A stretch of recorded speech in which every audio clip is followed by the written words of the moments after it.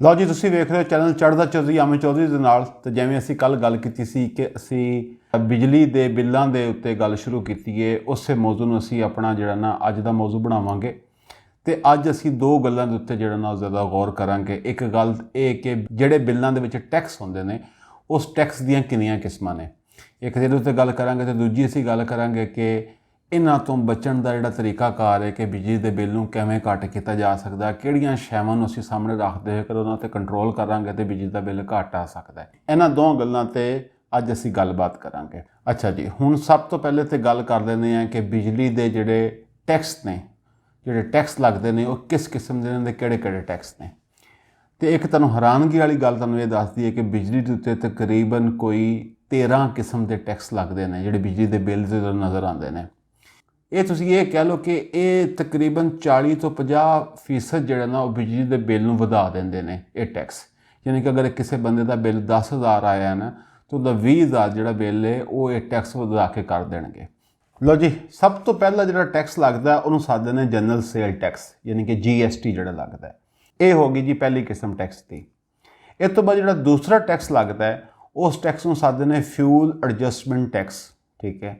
ਤੇ fuel adjustment tax ਤੋਂ ਬਾਅਦ ਜਿਹੜਾ ਅਗਲਾ ਲੱਗਦਾ ਉਹ ਲੱਗਦਾ ਕਿ electricity consumption on fuel adjustment tax, ਯਾਨੀ ਕਿ 3 ਤਰ੍ਹਾਂ ਦੇ ਟੈਕਸ ਹੋ ਗਏ। ਚੌਥਾ ਟੈਕਸ ਇਹਦੇ ਵਿੱਚ ਆ ਜਾਂਦਾ ਹੈ ਕਿ ਜਿਹੜੀ ਫਿਊਲ ਟੈਕਸ ਹੈ ਉਹਦੇ ਵਿੱਚ ਜਿਹੜੀ ਵੇਰੀਏਸ਼ਨ ਆਉਂਦੀ ਹੈ, ਉਸ ਵੇਰੀਏਸ਼ਨ ਦਾ ਇੱਕ ਟੈਕਸ ਲੱਗਦਾ ਜਿਹੜਾ ਚੌਥੀ ਕਿਸਮ ਦਾ ਟੈਕਸ ਬਣ ਜਾਂਦਾ ਹੈ। ਪੰਜਵੀਂ ਕਿਸਮ ਦਾ ਟੈਕਸ ਨੂੰ ਜਿਹੜਾ ਨਾ ਉਹ ਇਲੈਕਟ੍ਰਿਸਿਟੀ ਡਿਊਟੀ ਦਾ ਨਾਮ ਦਿੱਤਾ ਗਿਆ ਕਿ ਇਲੈਕਟ੍ਰਿਸਿਟੀ ਡਿਊਟੀ ਤੇ ਜਿਹੜਾ ਟੈਕਸ ਲੱਗੇਗਾ ਉਹ ਪੰਜਵੀਂ ਕਿਸਮ ਦਾ ਟੈਕਸ ਹੈ। ਅੱਛਾ ਜੀ, ਇਸ ਤੋਂ ਬਾਅਦ ਆ ਜਾਂਦਾ ਜੀ 6ਵਾਂ ਟੈਕਸ। ਜਿਹੜਾ 6ਵਾਂ ਟੈਕਸ ਹੈ ਉਹ ਹੈਗਾ ਟੈਲੀਵਿਜ਼ਨ ਦੀ ਜਿਹੜਾ ਟੈਕਸ ਲੱਗਦਾ, ਟੈਲੀਵਿਜ਼ਨ ਦੀ ਡਿਊਟੀ ਲੱਗਦੀ ਹੈ ਉਹਦੇ ਉੱਤੇ ਲੱਗਦਾ ਹੈ 6ਵੀਂ ਕਿਸਮ ਦਾ ਟੈਕਸ। ਅੱਛਾ ਜੀ, ਇਸ ਤੋਂ ਬਾਅਦ ਆ ਗਿਆ ਜੀ 7ਵਾਂ ਟੈਕਸ।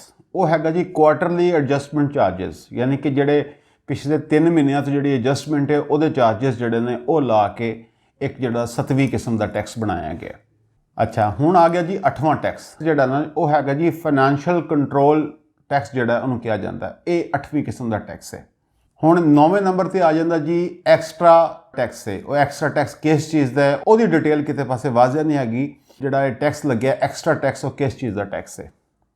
ਇਹ ਸਾਡਾ ਹੋ ਗਿਆ ਜੀ 9ਵੇਂ ਨੰਬਰ ਦਾ ਟੈਕਸ। ਅੱਛਾ ਜੀ, ਹੁਣ ਆ ਜਾਂਦਾ ਜੀ 10ਵੇਂ ਨੰਬਰ ਤੇ। 10ਵੇਂ ਨੰਬਰ ਤੇ ਜਿਹੜਾ ਟੈਕਸ ਲੱਗਦਾ ਉਹਦਾ ਨਾਂ ਹੈਗਾ ਫਰਦਰ ਟੈਕਸ, ਯਾਨੀ ਕਿ ਇੱਕ 9ਵੇਂ ਨੰਬਰ ਤੇ ਐਕਸਟਰਾ ਟੈਕਸ ਲੱਗਿਆ ਤੇ 10ਵੇਂ ਤੇ ਇੱਕ ਫਰਦਰ ਟੈਕਸ। ਉਹ ਐਕਸਟਰਾ ਟੈਕਸ ਤੇ ਫਰਦਰ ਟੈਕਸ ਕਿਹੜੀ ਬਲਾ ਦਾ ਨਾਂ ਹੈ ਉਹ ਕਿਸੇ ਨੂੰ ਨਹੀਂ ਪਤਾ। ਚਲੋ ਜੀ, ਇਸ ਤੋਂ ਬਾਅਦ ਆ ਜਾਂਦਾ ਜੀ 11ਵਾਂ ਟੈਕਸ। 11ਵਾਂ ਟੈਕਸ ਜਿਹੜਾ ਉਹਦਾ ਨਾਂ ਹੈਗਾ ਵਿਦ ਹੋਲਡਿੰਗ ਟੈਕਸ। ਅੱਛਾ ਜੀ, ਇਸ ਤੋਂ ਬਾਅਦ ਆ ਗਿਆ ਜੀ 12ਵਾਂ ਟੈਕਸ। 12ਵਾਂ ਟੈਕਸ ਜਿਹੜਾ ਜੀ ਉਹ ਮੀਟਰ ਰੈਂਟ ਟੈਕਸ ਹੈ, ਯਾਨੀ ਕਿ ਤੁਸੀਂ ਮੀਟਰ ਦਾ ਰੈਂਟ ਵੀ ਦੇਣਾ। ਹਾਲਾਂਕਿ ਤੁਸੀਂ ਖਰੀਦਦੇ ਵਕਤ ਵੀ ਮੀਟਰ ਜਿਹੜਾ ਉਹ ਖਰੀਦਿਆ ਹੋਇਆ ਉਹਦੇ ਪੈਸੇ ਭਰੇ ਨੇ, ਠੀਕ ਹੈ, ਲੇਕਿਨ ਇਹਦਾ ਤੁਸੀਂ ਮਹਾਨਾ ਟੈਕਸ ਵੀ ਦੇਣਾ। ਇਹਨੂੰ ਮੀਟਰ ਰੈਂਟ ਟੈਕਸ ਜਿਹੜਾ ਨਾ ਉਹ ਕਿਹਾ ਜਾਂਦਾ ਹੈ। ਅੱਛਾ ਜੀ, ਇਸ ਤੋਂ ਬਾਅਦ ਆ ਗਿਆ ਜੀ ਆਖਰੀ ਟੈਕਸ ਜਿਹੜਾ 13ਵਾਂ ਟੈਕਸ ਹੈ। ਉਹ 13ਵਾਂ ਟੈਕਸ ਲੇਟ ਜਿਹੜਾ ਬਿੱਲ ਜਮ੍ਹਾਂ ਕਰਾਇਆ ਤੁਸੀਂ ਉਹਦੇ ਉੱਤੇ ਜਿਹੜੀ ਐਡਜਸਟਮੈਂਟ ਹੋਏਗੀ ਉਹਦੇ ਉੱਤੇ ਟੈਕਸ ਲੱਗੇਗਾ। ਯਾਨੀ ਕਿ ਜਿਹੜਾ ਲੇਟ ਬਿੱਲ ਜਮ੍ਹਾਂ ਕਰਾਇਆ ਉਹ ਲੇਟ ਬਿੱਲ ਦੇ ਉੱਤੇ ਜਿੰਨੇ ਪੈਸੇ ਵਧਣਗੇ ਉਹਦੇ ਉੱਤੇ ਵੀ ਟੈਕਸ ਦੇਣਾ ਹੈ ਤੇ ਉਹ ਤੁਹਾਡਾ 13ਵਾਂ ਟੈਕਸ ਹੋ ਜਾਏਗਾ। ਤੇ ਇਹ 13 ਕਿਸਮ ਦੇ ਟੈਕਸ ਜਿਹੜੇ ਨੇ ਇਹ ਅਪਲਾਈ ਹੁੰਦੇ ਨੇ ਤੁਹਾਡੇ ਬਿੱਲ ਦੇ ਉੱਤੇ। ਤੇ ਬਿੱਲ ਵੇਖ ਕੇ ਫਿਰ ਲੋਕਾਂ ਦੇ ਜਿਹੜੇ ਹਾਲ ਨੇ ਜਿਹੜੇ ਹੋ ਰਹੇ ਨੇ ਅੱਜ ਕੱਲ੍ਹ ਹੋਏ ਹੀ ਹੋਣੇ। ਗੱਲ ਕਰਨ ਦਾ ਮਕਸਦ ਇਹ ਸੀ ਤੁਹਾਨੂੰ ਇਹ ਸਾਰਾ ਦੱਸ ਦਈਏ ਕਿ ਕਿੰਨੇ ਕਿਸਮ ਦੇ ਟੈਕਸ ਜਿਹੜੇ ਨੇ ਉਹ ਪਾਕਿਸਤਾਨੀ ਬਿੱਲ ਦੇ ਉੱਤੇ ਲੱਗਦੇ ਨੇ। ਤੁਸੀਂ ਇਹ ਵੇਖ ਲਓ ਕਿ ਫਿਊਲ ਐਡਜਸਟਮੈਂਟ ਦੇ ਜਿਹੜੇ ਨੇ 3-4 ਟੈਕਸ ਨੇ। ਉਹ ਕਿਸੇ ਨੇ ਗੱਲ ਹੋਈ ਤੇ ਕਿਸੇ ਨੇ ਕਿਹਾ ਵੀ ਇੰਡੀਆ ਚਲਾ ਗਿਆ ਚੰਦ ਦੇ ਉੱਤੇ, ਪਾਕਿਸਤਾਨ ਕਿਉਂ ਨਹੀਂ ਗਿਆ?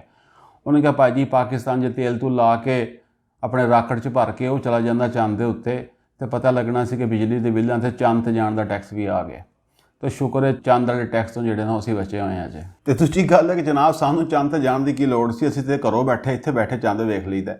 ਉਹ ਇੱਕ ਬੰਦਾ ਗਿਆ ਕਿਸੇ ਡਾਕਟਰ ਕੋਲ ਤੇ ਡਾਕਟਰ ਨੂੰ ਕਹਿੰਦਾ ਕਿ ਡਾਕਟਰ ਸਾਹਿਬ ਮੈਨੂੰ ਨਾ ਦੂਰ ਦਾ ਦਿਸਦਾ ਨਹੀਂ। ਤੇ ਡਾਕਟਰ ਨੇ ਕਿਹਾ ਉਹ ਉੱਤੇ ਵੇਖ ਕੀ? ਉਹਨੇ ਕਿਹਾ ਚੰਦ। ਉਹਨੇ ਕਿਹਾ ਇੱਥੋਂ ਦੂਰ ਤੋਂ ਫਰਿਸ਼ਤੇ ਵੇਖਣੇ ਨੇ। ਤੇ ਉਹ ਗੱਲ ਹੈ ਕਿ ਭਾਈ ਸਾਨੂੰ ਚੰਦ 'ਤੇ ਜਾਣ ਦੀ ਕੋਈ ਲੋੜ ਨਹੀਂ। ਚਲੋ ਅਸੀਂ ਹੁਣ ਗੱਲ ਕਰਦੇ ਹਾਂ ਕਿ ਇਹਨਾਂ ਬਿੱਲਾਂ ਦੇ ਵਿੱਚ ਕਿਵੇਂ ਕਮੀ ਲਿਆਈ ਜਾ ਸਕਦੀ ਹੈ, ਕੀ ਕੁਛ ਕਰਕੇ ਅਸੀਂ ਇਹਨਾਂ ਬਿੱਲਾਂ ਨੂੰ ਥੋੜ੍ਹਾ ਜਿਹਾ ਘਟਾਇਆ ਜਾ ਸਕਦਾ ਹੈ। ਅੱਛਾ, ਸਭ ਤੋਂ ਪਹਿਲੀ ਗੱਲ ਇਹ ਹੈ ਕਿ ਨੰਬਰ 1 ਦੇ ਉੱਤੇ ਆਪਣੇ ਜਿਹੜੇ ਘਰ ਦੀ ਅਪਲਾਇੰਸਿਸ ਨੇ ਉਹ ਚੀਜ਼ਾਂ ਜਿਹੜੀਆਂ ਸਟੈਂਡ ਬਾਈ 'ਤੇ ਰਹਿੰਦੀਆਂ ਨੇ ਜਾਂ ਜਿਹੜੀਆਂ ਸਲੀਪ ਮੋਡ 'ਤੇ ਚਲੀਆਂ ਜਾਂਦੀਆਂ ਨੇ ਉਹਨਾਂ ਨੂੰ ਸਵਿਚ ਆਫ ਕਰ ਦਿਓ, ਉਹਨਾਂ ਦਾ ਸੁੱਚ ਕੱਢ ਦਿਓ ਪਿੱਛੋਂ। ਯਾਨੀ ਕਿ ਕੰਪਿਊਟਰ ਹੋ ਗਏ, TV ਹੋ ਗਏ, ਜਿਹੜੇ ਕਿ ਤੁਸੀਂ ਰਿਮੋਟ ਨਾਲ ਬੰਦ ਕਰ ਦਿੰਦੇ ਹੋ ਲੇਕਿਨ ਉਹ ਕਿਤੇ ਨਾ ਕਿਤੇ ਪਾਸੋਂ ਥੋੜ੍ਹੀ ਬਹੁਤ ਜਿਹੜੀ ਬਿਜਲੀ ਲੈ ਰਹੇ ਹੁੰਦੇ ਨੇ, ਉਹਨਾਂ ਨੂੰ ਅਗਰ ਤੁਸੀਂ ਬੰਦ ਕਰ ਦਿਓ ਤੇ ਉਹਦੇ ਵਿੱਚ ਥੋੜ੍ਹੀ ਜਿਹੀ ਕਮੀ ਆ ਸਕਦੀ ਹੈ। ਦੂਜੀ ਗੱਲ ਜਿਹੜੀ ਹੈ ਉਹ ਇਹ ਹੈਗੀ ਕਿ ਜਿਹੜੇ ਜਿੱਥੇ ਤੁਸੀਂ ਬਲਬ ਲਾਏ ਹੋਏ ਨੇ, ਯਾਨੀ ਕਿ 100 ਵਾਟ ਦਾ ਕਿਤੇ ਬਲਬ ਲੱਗਿਆ ਤੇ 100 ਵਾਟ ਦਾ ਬਲਬ ਜਿਹੜਾ ਬਹੁਤੀ ਬਿਜਲੀ ਲੈਂਦਾ, ਉਹਦੀ ਜਗ੍ਹਾ ਤੇ ਜਿਹੜੇ એનર્ਜੀ ਸੇਵਰ ਨੇ ਉਹਨਾਂ ਸਾਰਿਆਂ ਨੂੰ ਬਦਲ ਦੇਵੋ। ਉੱਥੇ એનર્ਜੀ ਸੇਵਰ ਲਾ ਦਿਓ 25 ਵਾਟ ਦੇ 50 ਵਾਟ ਤੇ, ਤਾਂ ਕਿ ਜਿਹੜਾ ਨਾ ਉਹਦੀ ਰੋਸ਼ਨੀ ਵੀ ਜ਼ਿਆਦਾ ਹੁੰਦੀ ਹੈ ਤੇ ਬਿਜਲੀ ਨੂੰ ਜਿਹੜਾ ਨਾ ਅਸੀਂ ਕੰਟਰੋਲ ਵੀ ਕਰ ਸਕਦੇ ਹਾਂ। ਤੇ ਤੀਸਰੀ ਗੱਲ ਇਹਦੇ ਵਿੱਚ ਭੈਣ ਇਹ ਹੈਗੀ ਕਿ ਜਿਹੜੀ ਤੁਹਾਡੀ ਕੋਈ ਨਵੀਂ ਚੀਜ਼ ਤੁਸੀਂ ਲੈਣੀ ਹੈ, ਮਸਲਾਂ ਤੁਸੀਂ ਕੋਈ ਫ੍ਰਿਜ ਲੈਣੀ ਹੈ, ਕੋਈ ਤੁਸੀਂ ਵਾਸ਼ਿੰਗ ਮਸ਼ੀਨ ਲੈਣੀ ਹੈ, ਉਹਦੀ ਫ੍ਰਿਜ ਵਾਸ਼ਿੰਗ ਮਸ਼ੀਨ ਨੂੰ ਲੈਂਦੇ ਵਕਤ ਇਸ ਦਾ ਧਿਆਨ ਰੱਖੋ ਕਿ ਉਹ ਤੁਸੀਂ ਜਿਹੜੀ ਨਾ ਉਹ ਇਨਵਰਟਰ ਲਵੋ। ਜਿਹੜੀ ਇਨਵਰਟਰ ਹੈ ਉਹ ਘੱਟ ਬਿਜਲੀ ਖਾਂਦੀ ਹੈ, ਜਿਹਦੀ ਵਜ੍ਹਾ ਤੋਂ ਤੁਹਾਡੇ ਬਿੱਲ ਦੇ ਵਿੱਚ ਫ਼ਰਕ ਪਏਗਾ। ਤੇ ਉਹ ਚੀਜ਼ਾਂ ਜਿਹੜੀਆਂ ਖਰਾਬ ਹੋ ਚੁੱਕੀਆਂ ਨੇ, ਮਸਲਾਂ ਫ੍ਰਿਜ ਨਵੀਂ ਲੈਣ ਜਾਣੀ ਤੇ ਕੋਸ਼ਿਸ਼ ਕਰਨਾ ਕਿ ਇਨਵਰਟਰ ਹੋਵੇ, ਵਾਸ਼ਿੰਗ ਮਸ਼ੀਨ ਨਵੀਂ ਲੈਣੀ ਤੇ ਉਹ ਵੀ ਜਿਹੜੀ ਨਾ ਇਨਵਰਟਰ ਹੋਵੇ, ਉਹਦੇ ਵਿੱਚ ਕਾਫੀ ਫ਼ਰਕ ਪੈਂਦਾ ਹੈ ਬਿਜਲੀ ਦੇ ਬਿੱਲ ਦੇ ਵਿੱਚ।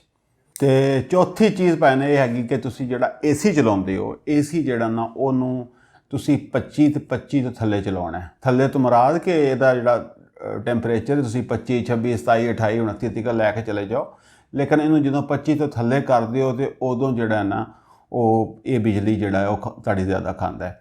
ਤੇ ਦੂਸਰੀ ਗੱਲ ਇਹ ਕਿ ਏਸੀ ਵੀ ਜਿਹੜਾ ਉਹ ਵੀ ਤੁਹਾਨੂੰ, ਜਿਵੇਂ ਮੈਂ ਅੱਗੇ ਕਿਹਾ ਕਿ ਵਾਸ਼ਿੰਗ ਮਸ਼ੀਨ ਤੇ ਰੈਫਰੀਜਰੇਟਰ ਜਿਹੜੀ ਹੈ ਜਾਂ ਫ੍ਰਿਜ ਜਿਹੜੀ ਹੈ ਤੁਸੀਂ ਇਨਵਰਟਰ ਲਵੋ, ਐਵੇਂ ਤੁਸੀਂ ਆਪਣਾ ਜਿਹੜਾ ਏਸੀ ਹੈ ਉਹਨੂੰ ਵੀ ਕੋਸ਼ਿਸ਼ ਕਰੋ ਕਿ ਤੁਹਾਡਾ ਇਨਵਰਟਰ ਹੋਣਾ ਚਾਹੀਦਾ, ਜਿਹਦੀ ਵਜ੍ਹਾ ਤੋਂ ਬਿੱਲ 'ਚ ਕਾਫੀ ਫ਼ਰਕ ਪਏਗਾ।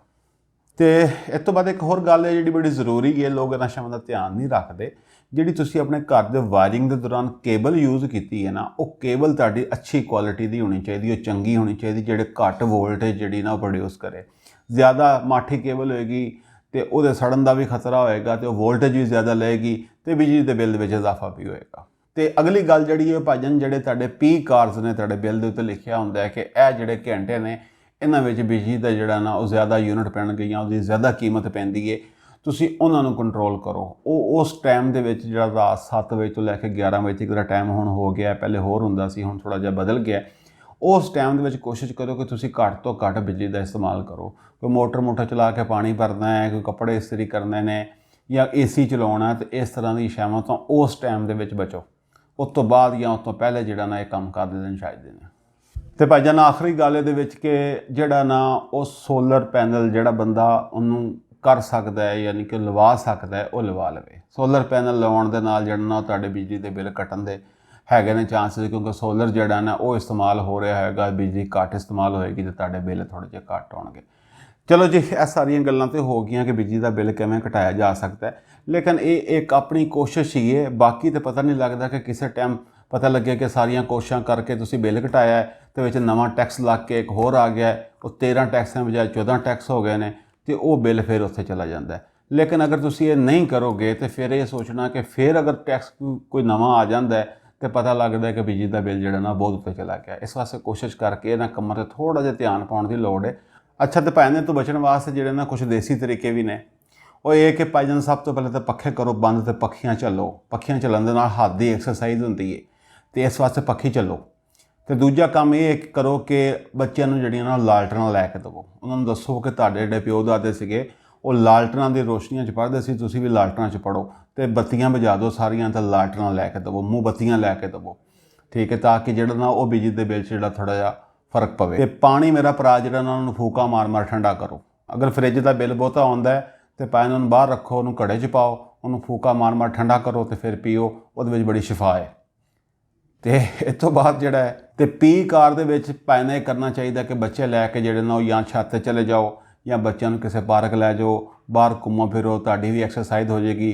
ਕੋਈ ਘਰ ਕੋਈ ਜਾਨਵਰ ਰੱਖਿਆ, ਕੋਈ ਕੁੱਤਾ ਰੱਖਿਆ, ਉਹਨੂੰ ਲੈ ਕੇ ਉਹਦੇ ਨਾਲ ਘੁੰਮੋ ਫਿਰੋ, ਠੀਕ ਹੈ, ਗੱਲਾਂ ਬਾਤਾਂ ਕਰੋ, ਠੀਕ ਹੈ, ਤਾਂ ਕਿ ਜਿਹੜਾ ਨਾ ਪੀਕ ਆਵਰ ਤੁਹਾਡੇ ਲੰਘ ਜਾਣ। ਤੇ ਜਦੋਂ 11 ਵਜਣ ਜਦੋਂ ਘਰ ਵਾਪਸ ਆ ਗਏ ਤੇ ਵਾਪਸ ਆ ਕੇ ਫਿਰ ਪੱਖਾ ਪੁੱਖਾ ਚਲਾ ਲਿਆ। ਤੇ ਬੁੱਢੀ ਨੂੰ ਭਾਜਨ ਥਾਪਾ ਲੈ ਕੇ ਦੇਵੋ, ਜਿਹੜਾ ਕੱਪੜੇ ਧੋਣ ਵਾਲਾ ਹੁੰਦਾ ਥਾਪਾ, ਉਹਦੇ ਨਾਲ ਕੱਪੜੇ ਧੋਵੇ। ਬਸ ਹਫ਼ਤੇ 'ਚ ਇੱਕ ਦਫਾ ਮਸ਼ੀਨ ਚਲਾਵੇ ਤੇ ਬਾਕੀ ਥਾਪੇ ਨਾਲ ਸਾਰਾ ਦਿਨ ਕੱਪੜੇ ਧੋਵੇ। ਤੇ ਜਿੱਦਣ ਬਹੁਤਾ ਗੁੱਸਾ ਆਵੇ ਉਦੋਂ ਤੁਹਾਨੂੰ ਵੀ ਧੋਵੇ ਨਾਲ। ਤੇ ਇਹ ਹੈਗੇ ਨੇ ਦੇਸੀ ਜੁਗਾੜ। ਚਲੋ ਭਾਜਨ, ਇਹ ਗੱਲਾਂ ਤਾਂ ਇੱਥੇ ਹੁੰਦੀਆਂ ਰਹਿਣਗੀਆਂ ਤੇ ਬਾਕੀ ਅੱਜ ਦੀ ਗੱਲ ਇੱਥੇ ਮੁਕਾਉਂਦੇ ਹਾਂ ਤੇ ਕੱਲ੍ਹ ਫਿਰ ਕਿਸੇ ਗੱਲ ਨਾਲ ਫਿਰ ਹਾਜ਼ਰ ਹੁੰਦੇ ਹਾਂ। ਤਦ ਵਾਸਤੇ ਇਜਾਜ਼ਤ, ਰੱਬ ਰਾਖਾ।